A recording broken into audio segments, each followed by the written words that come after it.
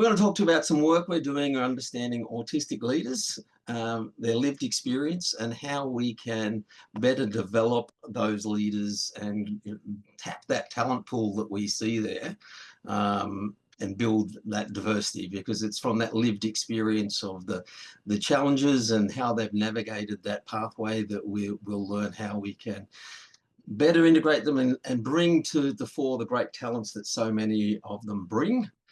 We are using identity first language. That's the preference of the team here. So our colleague Susan Hayward couldn't be with us today, but has been working with us as well on this project.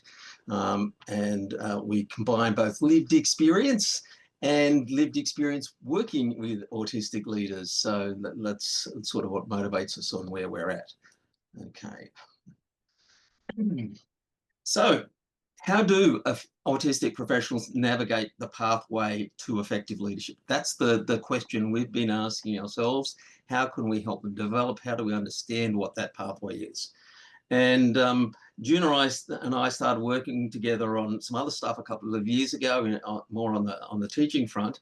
And then we started to have some discussions and discovered she's been working a lot of times with managers and leaders who were autistic, and found some of the great things they could do and some of the challenges.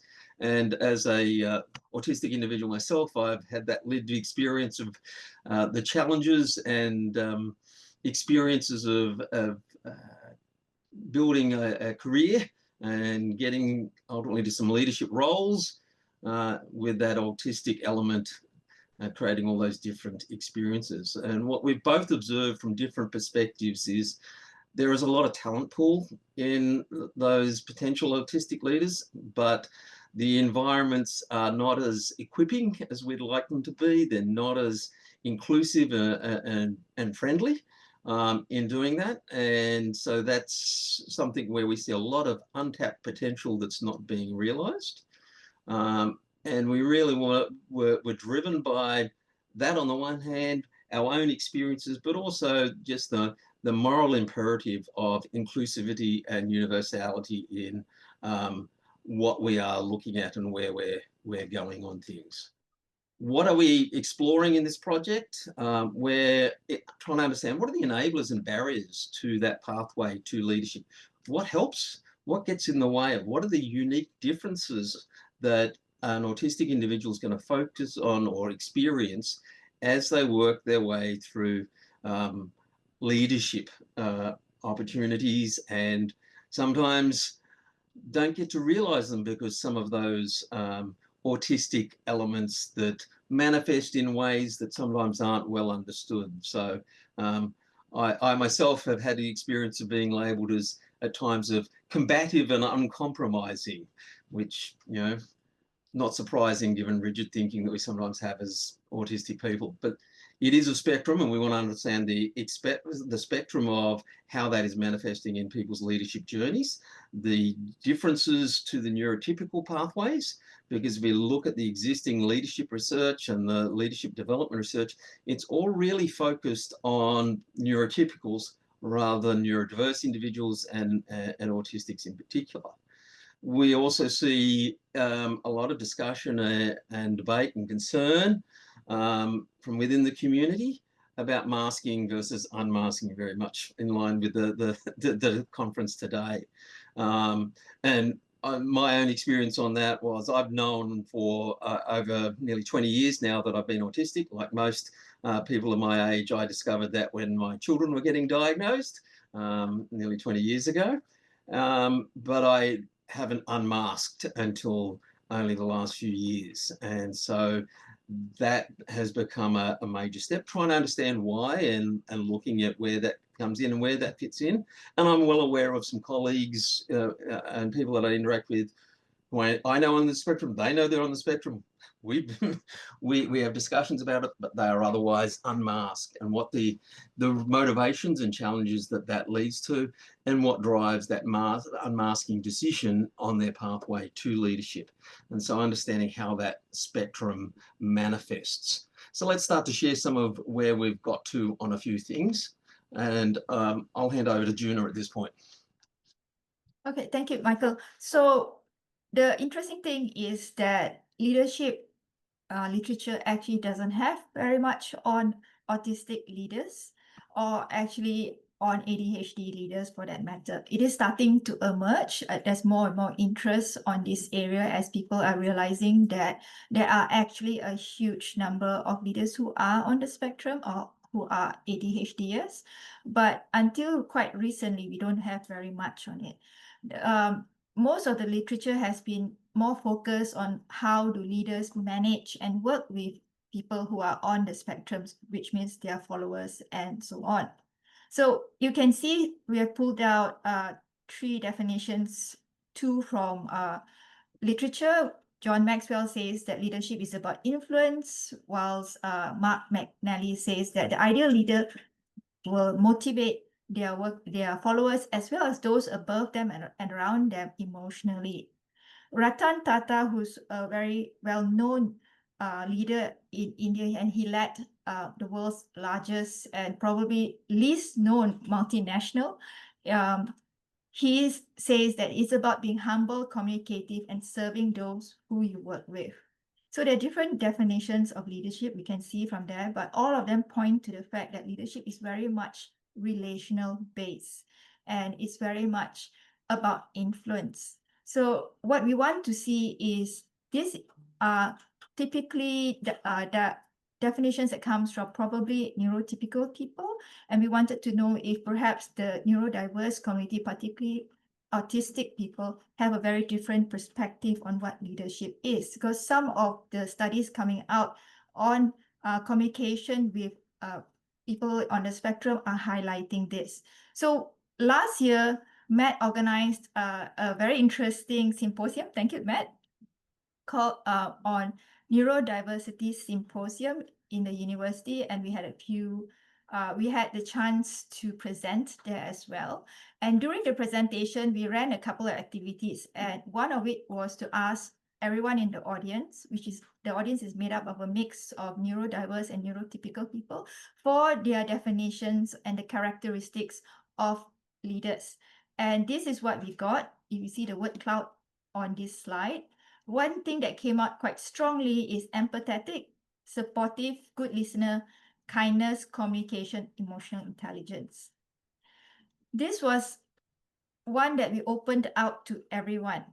The next slide, though, we asked the audience a slightly different question, and we asked the audience to divide themselves into neurotypicals or neurodiverse.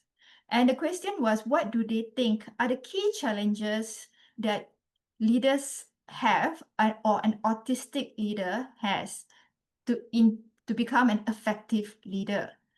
The neurotypical answers are on the left and the neurodiverse on the right. As you can see, there's quite a big difference. For the neurotypical, they felt that having enough time was the biggest challenge that autistic leaders would face. And maybe too many bossy bullies in the way, being overwhelmed, and outdated policies, as well as lack of support from experts and communications. The neurodiverse people in the audience, though, highlighted miscommunications very strongly, ambiguous communications, unclear expectations from both followers, leaders, and peers, as well as challenges with networking, emails, socializing, unspoken expectations. So one thing both groups have some sort of agreement is that communications is an issue and a challenge, but I think it comes out a lot stronger among the neurodiverse audience. This is quite anecdotal because we just did it in the symposium, but it already highlights that there is a difference in the challenges that the neurodiverse community face when it comes to leadership, either as a leader perhaps or as a follower. So I'll hand over now to Michael. He will share a bit more on what they think were the enablers. Yeah, so it looks like there are some differences, and we're working through doing some interviews of leaders now, which we'll tell you a little bit more about in a minute, and seeing a lot of this sort of manifest as well. But what about the enablers? So when we asked, again, the same group, mix of neurotypicals, neurodiverse, the neurotypicals called out intelligence. Now, this was in a university context, so, you know, we like to think we're intelligent, so that may have been a bit of a bias in some of that, just to be aware and things. But I thought what was really interesting were what were the enablers of effective leadership by those who identified as neurodiverse. Empathy, which is not something that we normally think about, as people with autism are often seen as, oh, they're not very empathetic, which we won't get into the details of that, but I think that's actually a misinterpretation in a lot of cases. Patience, mentors, clarity, understanding, flexibility. These are the things that enable them to succeed and drive, compared to what the neurotypicals are looking for. Time to learn, support from experts, supportive culture. So there's some overlap, but there's also some differences. And so one of the things we're wanting to explore then is, how are these differences driving the success and failure of the trajectory that autistic leaders have? And so our starting point is to say, well, let's look at people who have been diagnosed with autism and are in leadership positions now. And we're working through just gearing up now, doing interviews of those individuals to try and understand their journey and how some of these factors may play out. Or are there different factors? Because it's a spectrum. Everybody's going to be unique, and we're trying to understand the themes and compare that to the literature on leadership and leadership development, which, as we've identified, is so neurotypical in its focus. So with that in mind, we're going to leave some time for some questions about what we've observed, what we've experienced, but we also want to do a little of a call out and say, you know, if you are an autistic leader or you know an autistic leader, please reach out to us. We'd love to hear from you as we're developing this work to try and understand how that untapped potential can be included and realized, and so that we can actually move to a much better world where we actually understand what it means to be working with someone who's autistic, and that they can take on that leadership role and do it very well sometimes. Again, it's a spectrum, but highlighting that there are unique strengths that they are going to bring to the teams that they lead. And in my own case, I've had people comment to me about things that they see as some of my strengths, which at the time they commented, I didn't realize until much later, that's actually part of my autism. It's a manifestation of my autism. That is the strength as well. So it's both a good news and a challenging story.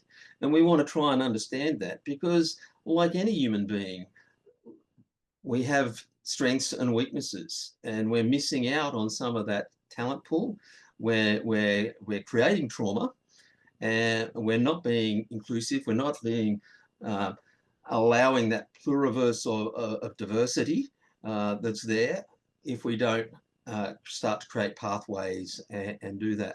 And one of the things we've observed in some of the accommodations, and I don't particularly like that word, but if you look at the things that make a world more neurodiversity friendly, what you often find is that the neurotypical say, that's really cool, that makes it a lot easier for me too. And so we want to also break that myth as we work through this, that this is not a burdensome thing that organizations are going to have to spend lots of money to be able to create these special pathways for neurodiverse individuals to be able to succeed, but rather, if you are better at your communication and all these other things, everybody benefits, and we all are in a much better environment. And hopefully we won't be thinking about trauma as much as we'll be able to think about leadership as we go forward. But with that, I'll open to questions. You can feel free to drop them in the chat, or turn on your mic and go. Amazing. Thank you both so much. We've got the first question from Renee that she's popped in the chat, and she's just said, I'm really curious about more of the differences in perception about leadership traits between neurotypical and autistic people. The autistic list seems far more aligned with authentic or trauma-informed leadership. Do either of you have any additional insights that you can share on the difference between the group? I think I can share a little bit, and then Michael will share his lived experience. What we are highlighting here is that the neurotypical group in the audience was quite small, we have to say. That's one qualifier. The other thing is that it is a very specific audience. Everyone there were from the university, so perhaps that's why the enablers that was highlighted is intelligence. But yes, we completely agree that there is a difference, and other research is also telling us that even though both groups say communication, what they actually mean by communication can be very, very different. And so that is one of a key motivator. If we can get more leaders down through the pipeline, the possibility of them sharing their view of what is communications, and like in Kaz's earlier presentation, what is performance that it suits to the needs of the person that you are managing, then that would influence policy and allow everyone to thrive, not only everyone trying to thrive based on someone else's criteria. Yeah. I think the phrase there about authentic leadership is really spot on. I mean, I hate the stereotype, but yes, as autistic people, we will often call it like it is, which can get us in trouble. But that's an element of the authenticity that we're looking for. But that authenticity is, if you reframe that becomes transparency in the leadership, which is a thing that we think is really good. And we think at even higher levels about corporate governance and accountability. Those things become really important. So I think, while we'll see differences, sometimes I think we're going to see the differences aren't as big as what they might be when we understand the nuances as what's there.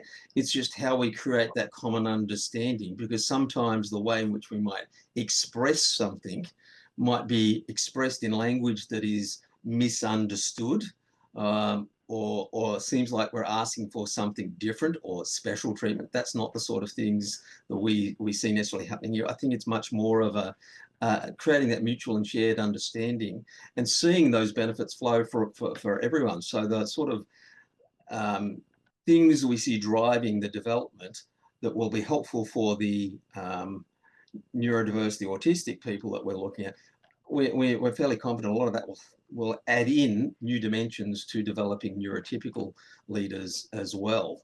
It's just we haven't had that in focus because we're focusing on the stereotypical neurotypical leader, which I think is always a problem when we focus on stereotypes as opposed to focusing on individuals. And in fact, I should add also, sorry, Michael, for interrupting, that most of the literature on leadership and a lot of the bigger leadership training programs that's based on the leadership is actually based on American-based studies. Yeah. So American-based studies generally may work in their context, but may not always work in every other context. And as what you've highlighted about authenticity, it's actually a privilege to be able to be your authentic self. And I think it's not only neurodivergent people who face this, but many neurodivergent and non-neurodivergent people have the issue of the intersectionality of their gender identity as well as their race and so on. And this actually impacts their ability to be authentic. So we believe that a lot of, if there is more universality, focus is on universality instead of being tokenism in some companies, unfortunately, then the moves that and the voices that will come and that we can build on by including the voices of autistic leaders would be beneficial for everyone. Yeah, that mention of the US-based research and Western countries is a really interesting thing. I have a PhD student in my department who's from Korea, and we were looking at some research about leadership and management control over staff and performance management. And quite contrary to the sort of Western view where we value our personal autonomy and that intrinsic motivation, autonomous motivation is really important to us. His view as a Korean was it's a bad manager, a bad leader if they're not giving him really explicit instructions about what to do. So the whole conception of leadership flips in that cultural environment. And so if we're getting that just, with different cultural things, there's so much more breadth to the way that we can think about that leadership story that we're dealing with, and how we build leaders. And I think it will just create a more inclusive, a more authentic, which is going to be great for people's mental health, and a more successful organisations as we move forward. Absolutely amazing points that you're making. I'm just going to jump in with a question, and if anyone else has any questions, please pop them in the chat. I'm really curious about lots of things that you've talked about, but one of the questions I guess that I've got at the moment is there anything from your research that you've done so far, because we've had quite a few people very keen to read your research when it's published. Is there anything that's emerged so far that's surprised either of you? We're trying to be a little bit careful because we don't want anybody that's listening that might end up as an interviewer game it too much. I think one of the things that did surprise me in some of the preliminary interviews we did, and these were with people that we knew very well, was the alignment on some of the things, even though you would have sort of, they're not that similar sort of people, but there were a couple of things that just popped out as, oh, that's a problem. Wow. That's so waiting to see as we get more data. Are those sort of things going to be some common themes that we see driving where things are happening? So given we're very preliminary stages, but that's kind of exciting to see. Those are issues that sometimes are very much driven by typical autistic traits, and but are manifesting in ways that are similar, even though we might not have expected that in completely different contexts of leadership experience as well, which I think is also very exciting, because it says there's something for us to learn here, and that's what we're really keen to see. So, and it is different in the way that they conceptualize things. The other thing I suppose that we've sort of observing so far, and this is incredibly preliminary, is that stage of career matters and age matters. So I'd give the example of myself, unmasked recently. Yeah, I'm a tenured full professor who, within the next 5 to 10 years will retire and have no further promotions to get to. So unmasking and being truly authentic, if someone gets offended or upset by that, tough, right? Whereas I'm aware of junior colleagues within the university sector who are on the spectrum, have not unmasked at all, and do not want to unmask because they don't want to risk the impacts on their promotion and employment security and all those sorts of things. And that's nothing unique to the university context. It's across the board. You don't know how it's going to be received. And without going into too much detail, my unmasking experience was not what I ended up thinking would happen. I unmasked thinking it might change the way people behave relative to me. It didn't. It changed the way I behave relative to other people. And so in that regard, it was freeing for me. And so I think that's a really interesting learning. But the ability to unmask, the ability of how you play with that will change over what your stage of career is, the security that you have and the environment you have. That enables you to do that. And also the length of experience you have that's given you exposure to those different situations where you say, now I know how I can keep my mindset of the way I think about the world, but make it work in this neurotypical environment that I function in without destroying my own mental health in the process.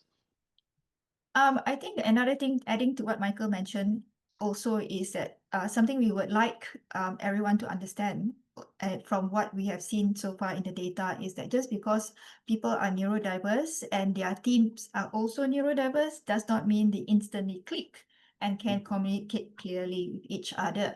So that unfortunately seems to have emerged in some quarters where neurotypical seem to think, oh, if you're neurodiverse, then you should be able to work with someone else who's neurodiverse. So we don't need to give you any training. That's all good. Doesn't quite work that way. The rigidity clash. I have 2 adult children who are also on the spectrum, and let's just say when the 3 of us are approaching meltdown, my poor neurotypical wife has a pretty tough time in balancing that sort of environment. So yeah, you would think even there with a personal relationships are close, but the clashes when they happen, will be even stronger. And that's, I think, part of the difficulty and the misunderstandings because of that assumption that, hey, we're all there. Why can't we be on the same page? Because it's a spectrum, and we are all unique individuals at the end of the day. And so you can't assume all autistics are alike. Yes, but I think if I know, sorry, I keep butting in. We also want to highlight though that we are very heartened by the fact that quite a few companies are sincerely interested to hear the voices of their autistic staff and their autistic leaders, and they want to support their leaders and help them grow from those who are emerging to become actual leaders who can lead their departments, teams, and whose voices will change policy. The unfortunate part is most of what we have in literature is based on neurotypical people and usually men in America. So it's very hard for them to understand, and they may come at it with the best of intentions, but unless they actually hear the lived experience and the voices of those who are autistic leaders, it's very hard for them to include these changes and these policies, which is why we are trying to bring this forward. Yeah, I mean, we don't even understand ourselves. I think sometimes it wasn't until not just the first diagnosis, but the full deep depth of going into it that you develop that self-understanding of why you function the way you do and why you dysfunction, and learn to be kinder to yourself.